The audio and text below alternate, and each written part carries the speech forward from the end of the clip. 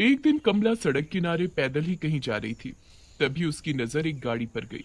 गाड़ी से उसकी बहुत पुरानी सहेली सुधा बाहर निकली। सुधा, सुधा, कौन हो तुम? क्या चाहिए? और मेरा नाम तुम्हें कैसे पता चला? तुम शायद मुझे भूल गई, पर मैं नहीं। मैं तुम्हारी सहेली कमला। हम एक साथ एक ही क्लास में पढ़ा करते थे। मैं तुम्हारे लिए रोज माँ के हाथ के बने आलू के पराठे लाया करती थी। याद आया? हाँ हाँ, याद आया। कमला, तुम कितनी बदल गई हो, मैंने तुम्हें पहचाना ही नहीं। अच्छा बताओ, तुमने अपनी ये क्या हालत बना रखी है? मांग में सिंदूर और गले में मंगलसूत्र देखकर तो लगता है जैसे तुम्हारी शादी हो गई है।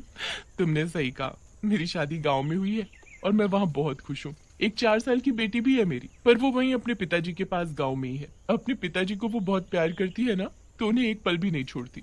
मुझे यहाँ कुछ काम था, इसीलिए आई थी। ओह माय गॉड, ये तुम क्या बोल रही हो? शहर में पढ़ी लिखी और शादी गांव में, कैसे रहती होंगी तुम वहाँ? मुझे देखो, मेरे माँ बाप ने मेरी शादी एक रईस खानदान में की है। आराम से एसी में रहती हूँ। और तो और 2 कदम चलने के लिए भी मैं गाड़ी में ही जाती हूँ। शहर की तो बात ही कुछ और है, वो बात गांव में कहा। तूने गांव में शादी करके अच्छा नहीं किया। गांव में आके रखा ही क्या है? घुटन भरी जिंदगी, बस 2 वक्त की रोटी, पति और बच्चे का प्यार मेरे लिए बहुत है। जो सुख शांति गांव में है, वो शहर में तो बिल्कुल नहीं है। अब तू मुझसे बहस करेगी? अरे मैं कह रही हूँ ना कि तुम्हारे गांव से अच्छा हमारा शहर है। दोनों बहस पर उतर आते हैं। बातें करते करते उन्हें काफी रात हो जाती है और उन्हें ये नहीं पता था कि वो सड़क के बिल्कुल बीचों बीच आ गए हैं। तभी सामने से एक ट्रक आता हुआ दोनों को कुचल कर चला जाता है। मरते ही दोनों सहेलियां चुड़ैल बन जाती हैं।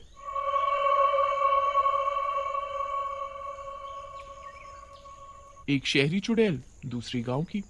मैं मर गई, मैं मर गई कमला, मैं मर गई। वो देख, मैं वहां मरी पड़ी हूँ। मुझे किसी ने नहीं बचाया। काश कोई मुझे बचा लेता। अब मेरा क्या होगा?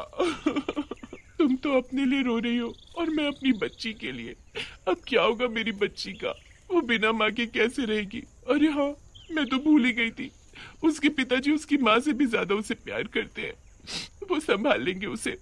अगर तुम हमारे गांव में होती तो तुम्हें एक खरोच तक नहीं आती। तुम फिर शुरू हो गई। ठीक है, फिर अब से हम एक काम करते हैं। तुम यहाँ शहर में रहोगी और मैं गांव में।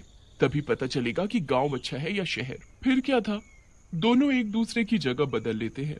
चुड़ैल बनी कमला शहर में रहती है और सुधा चुड़ैल का रूप लिए कमला के गांव में पहुंच जाती है। जैसे ही सुधा गांव में पहुंचती है, उसका एक पैर गाय के गोबर में पड़ जाता है। ओ माय गॉड, ये छी छी क्या है? मेरा पैर, ये मेरे पैर में क्या लग गया? इससे कितनी बदबू भी आ रही है। छी, ओ, ऐसा लगता है कि अभी उल्टी हो जाएगी। तभी सामने से एक औरत रूपा सिर पर पानी का मटका उठाए वहां से गुजर रही थी। वो चुड़ैल को गोबर में सना देख उस पर हंसने लगती है। ये गांव है गांव, यहाँ कदम कदम पर ऐसा ही मिलेगा। संभल कर चलो चुड़ैल रानी। तुमने मुझे चुड़ैल कैसे बोला? तुम्हारी हिम्मत कैसे हुई मुझे चुड़ैल बोलने की? चुड़ैल को चुड़ैल नहीं बोलूंगी तो क्या बोलूं? तुम ही बता दो चुड़ैल रानी। हाँ। अरे मैं तो भूल ही गई थी कि मैं अब एक चुड़ैल हूँ। पहले जैसी नहीं दिखती अब मैं। अच्छा ये बताओ, मैं चुड़ैल हूँ, तुम्हें मुझसे डर नहीं लग रहा? हमारे गांव में आए दिन चुड़ैल घुस आती हैं। उन्हें हम मारते नहीं हैं, बल्कि उनसे पूछते हैं कि वो किस कारण से चुड़ैल बनी। आखिर उनकी क्या मजबूरी थी जो वो चुड़ैल बन गई मरने के बाद। फिर हम सब गांव वाले मिलकर उसकी इच्छा पूरी करते हैं और उसे मुक्ति दिला देते हैं, ताकि वो गांव वालों को दुखी ना करे। उसके बाद वो चुड़ैल फिर कभी गांव में दिखाई नहीं देती। अच्छा, तुम अपना ये गोबर वाला पैर आगे करो ताकि मैं इसे धो सकूं। वॉट यू मीन गोबर? ये गोबर क्या है? इससे तो बहुत गंदी बदबू आ रही है। ये गाय का गोबर है, मतलब गाय की पोटी। छी, तभी कहो इससे इतनी बदबू क्यों आ रही है। ये लो जल्दी धो दो मेरा पैर। रूपा मुस्कुराती हुई वहां से आगे निकल जाती है। जिसे मैं जानती नहीं पहचानती नहीं, उससे मैं कब से बात कर रही थी और वो मुझसे जरा भी नहीं डरी। क्या सच में गांव के लोग ऐसे होते हैं? नहीं नहीं, मैं कुछ ज्यादा ही सोच रही हूँ। अभी तो यहाँ आई हूँ, अभी तो पूरा गांव देखना बाकी है। इस गांव में आते ही मेरी क्या हालत हो गई। सोचो वहाँ शहर में कमला का क्या हाल हो रहा होगा। वहाँ शहर में कमला इधर उधर भटक रही थी। उसे छुपने की कोई जगह ही नहीं मिल रही थी। ये शहर इंसानों से भरा पड़ा है, पैर रखने तक की जगह नहीं है। कुछ समझ ही नहीं आ रहा कहाँ जाऊँ। तभी कमला को सामने पकौड़ों की दुकान दिखती है। वो सीधी वहाँ घुस जाती है। भैया, क्या मुझे थोड़े पकौड़े दोगे? बहुत भूख लगी है, इसके मैं तुम्हें पैसे भी दूंगी। हाँ हाँ, क्यों नहीं। मैं भी तुम्हें कोई फ्री में तो दूंगा नहीं है। पैसे तो देने ही पड़ेंगे। जैसे ही वो भैया सिर उठाकर चुड़ैल को देखता है तो उसे देखकर डर से थर थर कांपने लगता है। तुमने पहले क्यों नहीं बताया कि तुम चुड़ैल हो?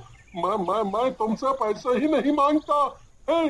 तुम ये पकोड़े फ्री में खाओ, पर मुझे मत खाना। चाहे तो सारे खा लो। पकौड़े वाला भैया तुरंत वहां से भाग खड़ा होता है और एक तांत्रिक को अपने साथ बुला लाता है। वो देखो, वो रही चुड़ैल।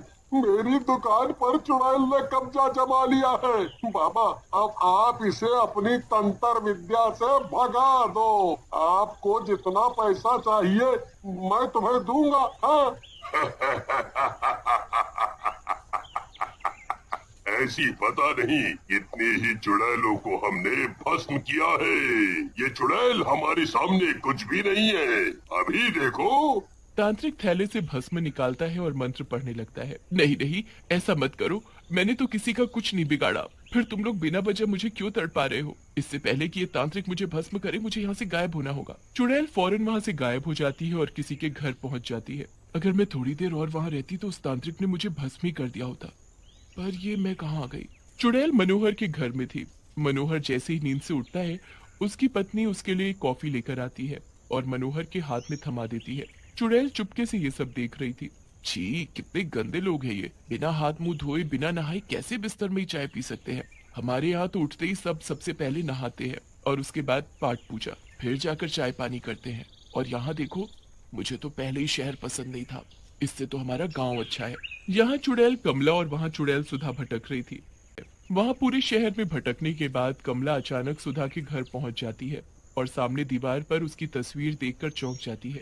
ये तो घर सुधा का मालूम पड़ता है। हाँ हाँ, ये सुधा का ही घर है। उसकी तस्वीर यहाँ है तो उसी का घर होगा ना ये। पर घर में कोई दिखाई क्यों नहीं दे रहा है? तभी उसे घर में कोई आदमी घुसता हुआ दिखाई देता है और साथ में कोई औरत भी होती है। अच्छा हुआ जो वो सुधा अपने आप ही मर गई और मुझे उससे छुटकारा मिल गया, नहीं तो हम दोनों एक दूसरे से कभी नहीं मिल सकते थे।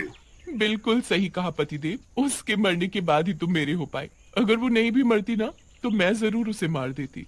चुड़ैल चुपके से सब देख रही थी।